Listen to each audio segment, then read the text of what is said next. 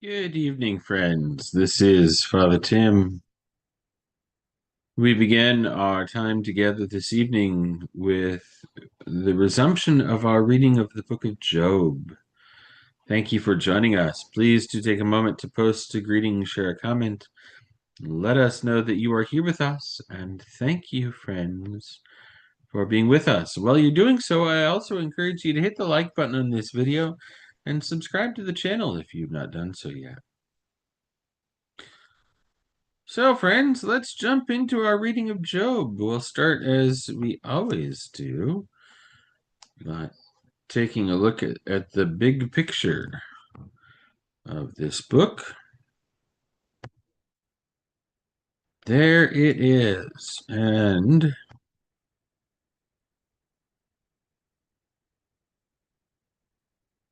we are resuming our reading tonight at chapter 30, verse 9. We're making good progress. Job is a long book, and it's not exactly one that you can just move through quickly. But here we are, 42 chapters. We're in chapter 30. We're getting there. Chapter 30. So back over here, we are in this long section, chapters 3 through 37. Job and the friends. We are at a point where Job is presenting a last statement that began in chapter 39. It goes through chapter 31,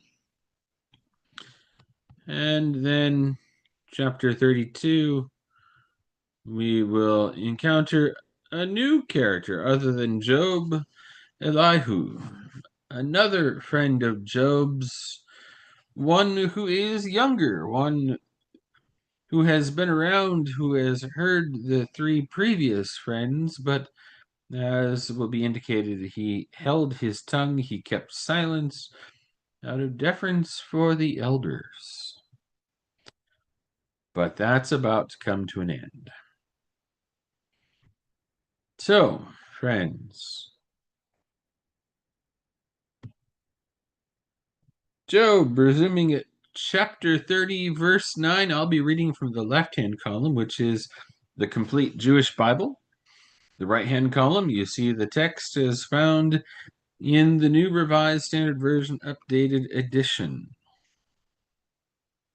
Not so much with Job, but anytime that we're reading from the complete Jewish Bible, there are things that we need to pause for a moment and acknowledge what they are, what's being identified in Jewish biblical language, and how we know it's in Christian biblical language. Things as basic as, for example, the name of Job in the complete Jewish Bible, in Jewish biblical tradition, the name of Job is Iyov, Iyov. Not as much of an issue here with Job as, say, we have found elsewhere. Like, for example, we're reading through 1 Samuel. There are a number of things that need to be identified in that. Not so much here. Okay, friends, let's read. Pull up our timer. And note that after we have read from Job tonight, there will be a second live. And in the second live of this night, this evening, we will continue our time together by praying brief vespers, brief evening prayers.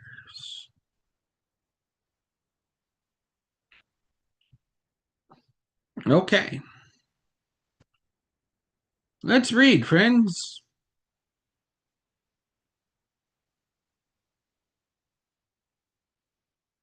And this is Job speaking.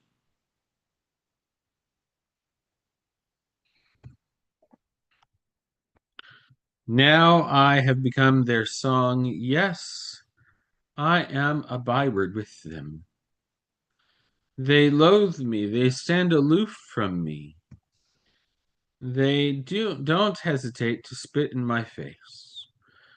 For God has loosened my bowstring and humbled me. They throw off restraint in my presence. At my right, the street urchins attack. Rabble. Street urchins rabble. Interesting. Pushing me from place to place, besieging me with their ways of destruction. Breaking up my path, furthering my calamity. Even those who have no one to help them. They move in as through a wide gap. Amid the ruin, they roll on in waves. Terrors tremble over me, chasing my hope, my honor, away like the wind. My hope of salvation passes like a cloud.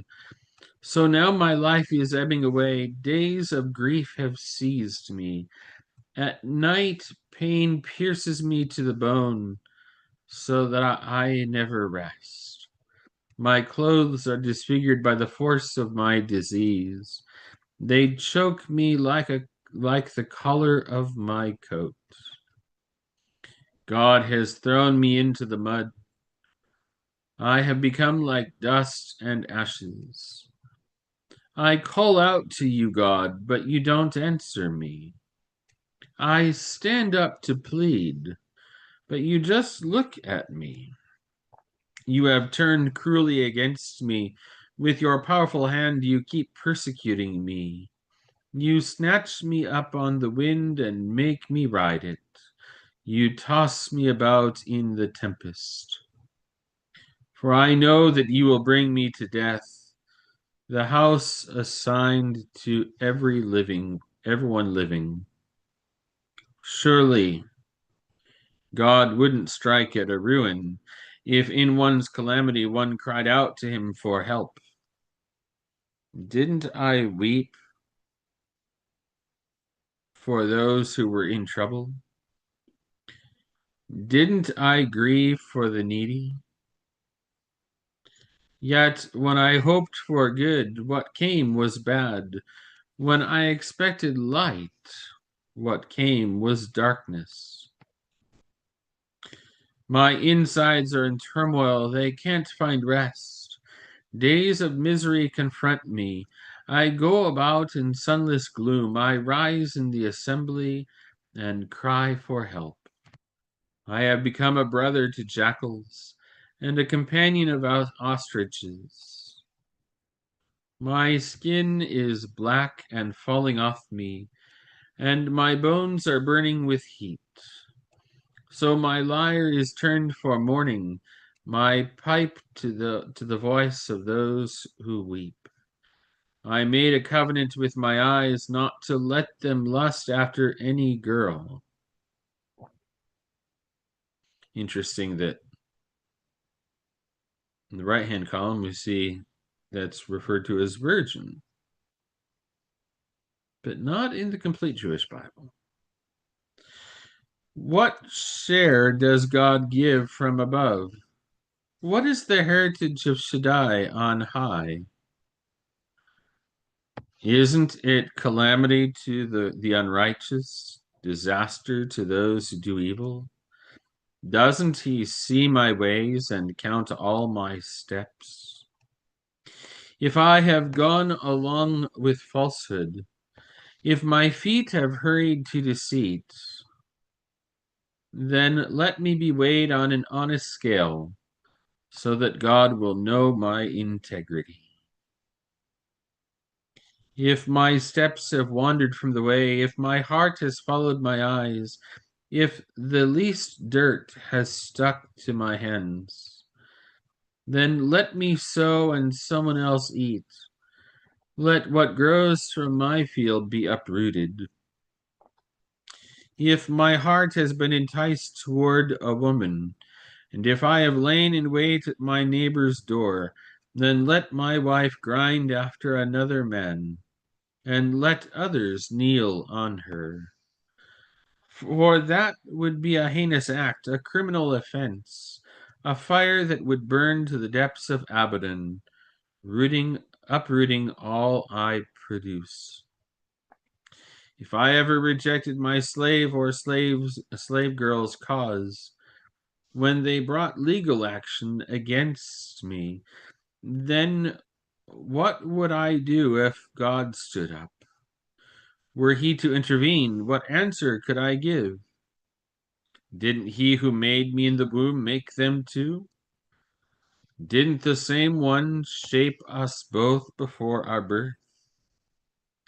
If I held back anything needed by the poor, or made a widow's eye grow dim with tears, or ate my portion of food by myself without letting the orphan eat any of it.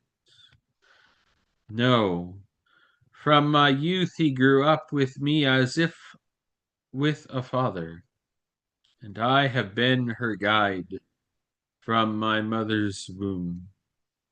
Or if I saw a traveler needing clothing, someone in need who had no covering, who didn't bless me from his heart for being warmed with the fleece from my sheep, or if I lifted my hand against an orphan, knowing that no one could dare charge me in court, then let my arm fall from its socket, and let my forearm be broken at the elbow.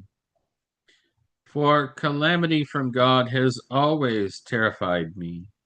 Before his majesty, I could never do a thing like that. If I made gold my hope, if I said to fine gold, you are my security,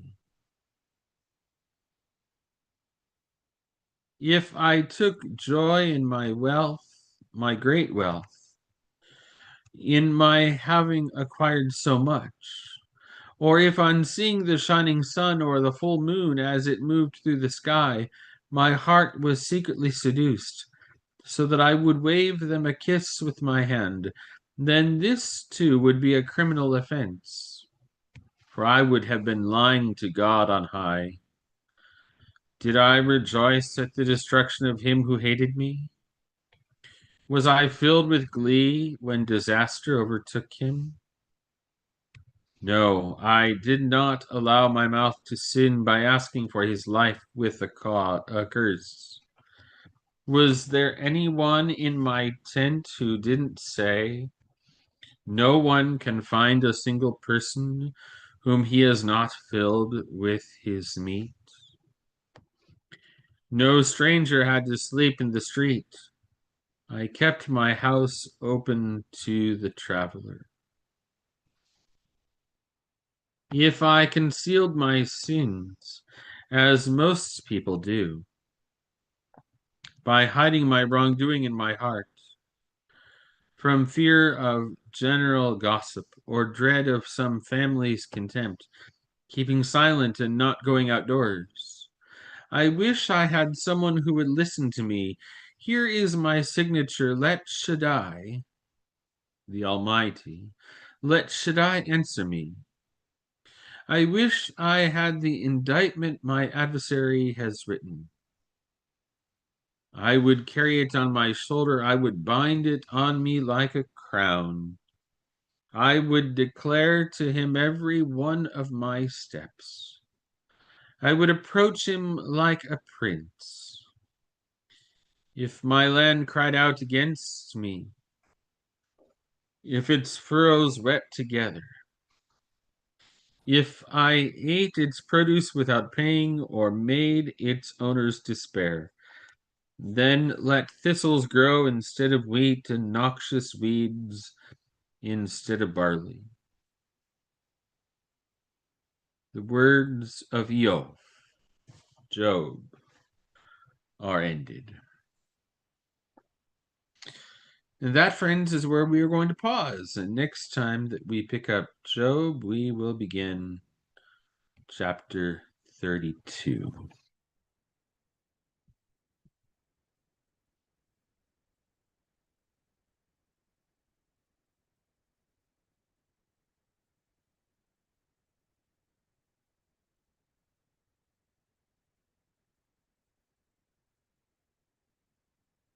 Thank you, friends, for joining us for our reading of Job tonight.